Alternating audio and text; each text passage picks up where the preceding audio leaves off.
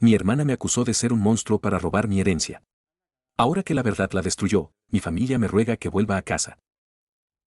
Después de mucha consideración, dijo mi padre, su voz resonando en el silencio tenso de la sala, he decidido dejarle la totalidad del terreno a Lucía.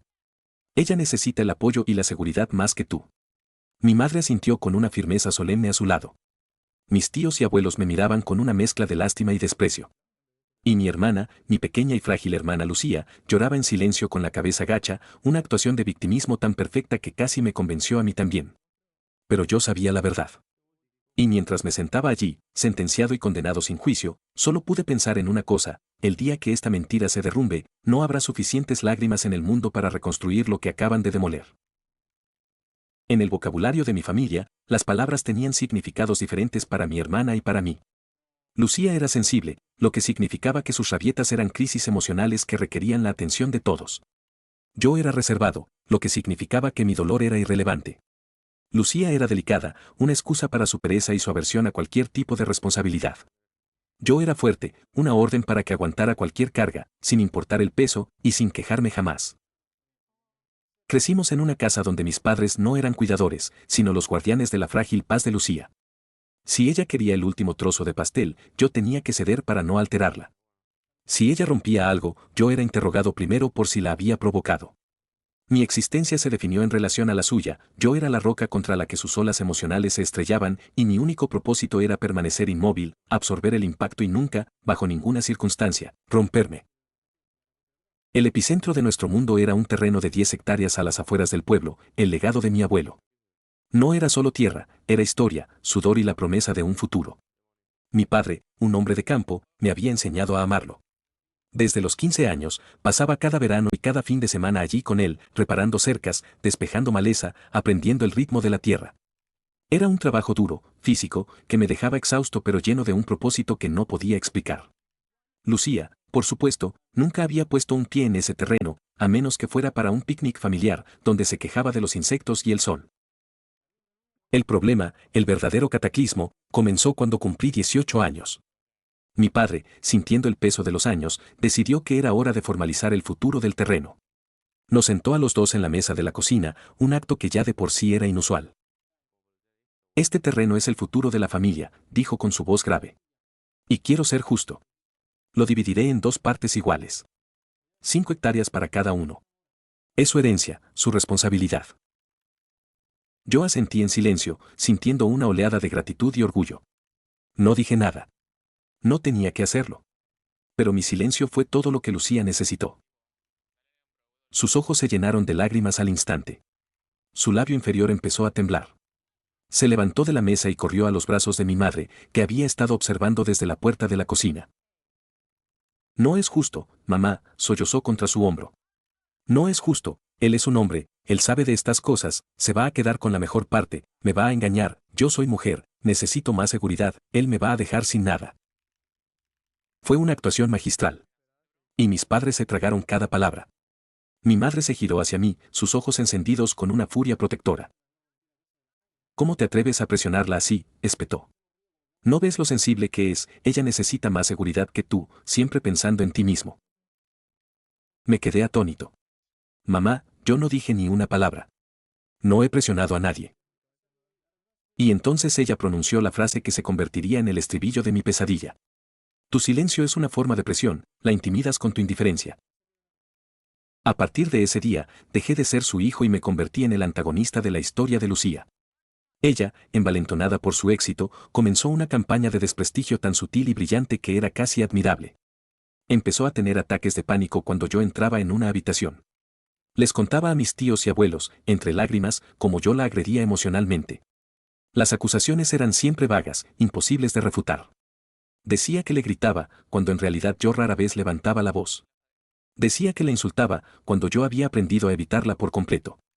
Decía que la hacía sentir insegura, y esa era su obra maestra, porque su supuesta inseguridad era la prueba misma de mi supuesta agresión. La red familiar, antes mi refugio, se convirtió en una telaraña. Mis tíos, que antes me pedían ayuda con sus coches, ahora me daban la espalda. Mi abuela, que me enseñó a pescar, me miraba con una tristeza profunda, como si fuera una decepción andante. Me convertí en un fantasma en mi propia familia, un monstruo creado por los susurros de una niña que se negaba a crecer. Intenté hablar con mi padre, apelar a los años que habíamos trabajado codo con codo. Papá, nada de lo que dice es verdad. Tienes que creerme. Él suspiró, evitando mi mirada. Hijo, no sé qué creer. Pero tu hermana está sufriendo. Y mi deber es protegerla. Quizás si fueras un poco más considerado con sus sentimientos. Estaba perdido. No importaba la verdad. Solo importaban los sentimientos de Lucía. La ejecución final tuvo lugar un domingo.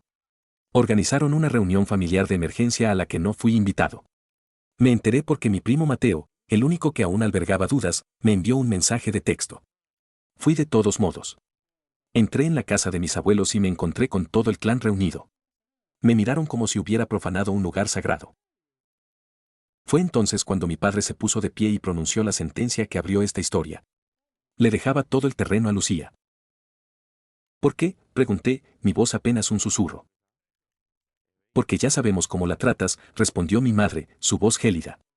Y no vamos a premiar ese comportamiento. Tal vez esto te sirva de lección. Miré a Lucía. Estaba llorando, por supuesto. Su rostro oculto entre sus manos.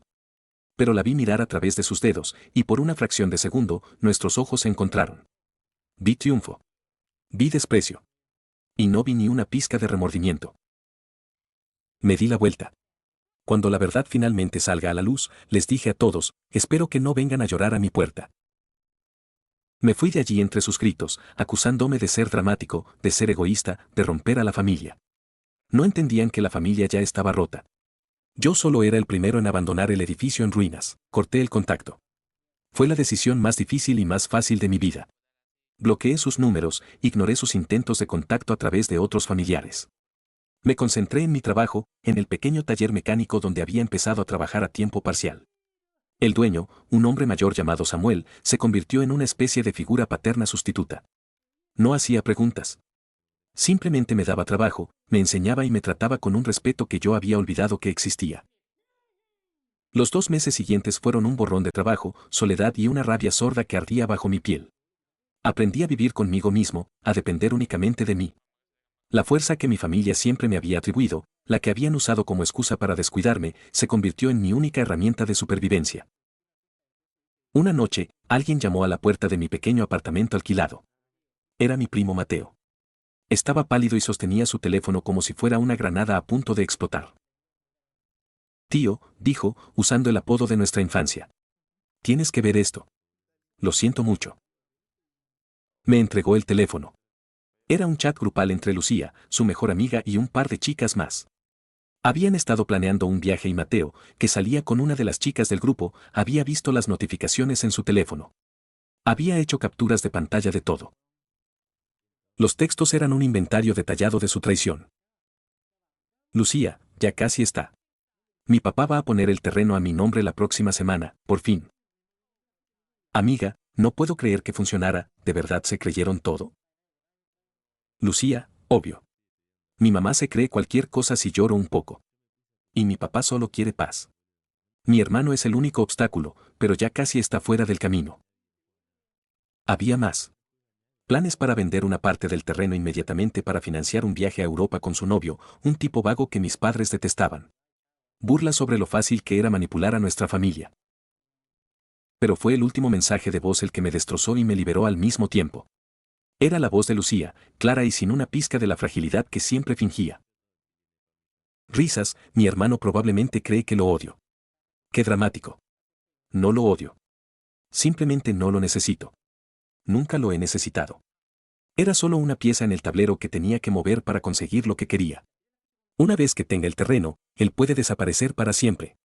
No me importa. Mateo me miró, con los ojos llenos de una mezcla de horror y disculpa. Lo siento, tío. Yo nunca le creí del todo, pero no imaginé esto. Devolví el teléfono. No sentí la explosión de ira que esperaba. No sentí la necesidad de gritar o romper algo. Sentí un silencio absoluto y helado extenderse por mi interior. Era el sonido de la última conexión emocional con mi familia siendo cortada para siempre.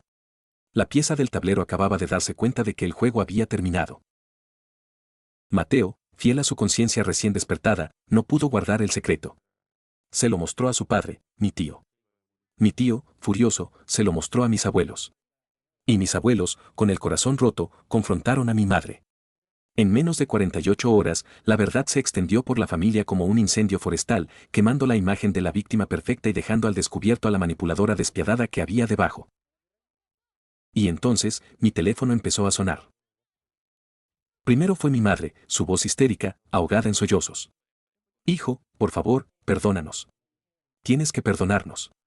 No sabíamos. Lucía nos engañó a todos. Luego mi padre, su voz grave y rota. Cometí un error terrible, hijo. Un error imperdonable. Podemos arreglar lo del terreno. Haremos lo que sea. Pero vuelve a casa. Tíos, primos, incluso mi abuela. Todos llamaron. Suplicaron. Se disculparon. Hablaban de unidad familiar, de perdonar y olvidar, de no dejar que esto nos destruya. Escuché cada disculpa en un silencio absoluto. Dejé que se vaciaran, que expusieran su culpa y su desesperación. Cuando mi madre llamó por tercera vez, finalmente respondí. Ya me perdieron, dije, y mi voz era tranquila, desprovista de emoción. Me perdieron el día que decidieron que las lágrimas de ella eran más valiosas que mi verdad. Me perdieron cada vez que me llamaron el problema para no tener que enfrentarse a ella. No me perdieron por su mentira. Me perdieron por su elección. Hubo una cena final. Insistieron. Fui, no por ellos, sino para poner el punto final que yo necesitaba. Estaban todos allí. Lucía estaba sentada en un rincón, con el rostro hinchado y los ojos vacíos. Ya no actuaba. La derrota era real. Mi padre me ofreció los papeles del terreno. Es tuyo. Todo. Los empujé de vuelta sobre la mesa. Quédenselo. Véndanlo. Hagan lo que quieran. Ya no me interesa compartir absolutamente nada con ustedes. Lucía se levantó y se acercó a mí, con los brazos extendidos para un abrazo. Lo siento, de verdad lo siento. Di un paso atrás, fuera de su alcance. No, le dije, mirándola a los ojos. No lo sientes. Sientes que te descubrieron. Igual que nunca sentiste nada por mí, salvo indiferencia. Me di la vuelta y caminé hacia la puerta, dejando atrás a un grupo de personas que se lamentaban por la familia que habían roto. No entendían que no la habían roto ese día. La habían estado rompiendo durante años, cada vez que elegían la comodidad de una mentira sobre la dificultad de la verdad. Yo no era el que rompía la familia. Yo era simplemente el que había sobrevivido a su demolición. Pasaron años protegiendo a la hija frágil del monstruo que crearon en su mente, y cuando su mentira se derrumbó, se dieron cuenta de que el único monstruo real era la verdad que se habían negado a ver. Hice bien en cortar todos los lazos, o la familia, al reconocer su error, merecía la oportunidad de reconstruir la confianza, por muy rota que estuviera. Para más historias que te harán cuestionarlo todo, síguenos. Cada historia debe sentirse como una confesión real que solo podría contarse una vez en la vida.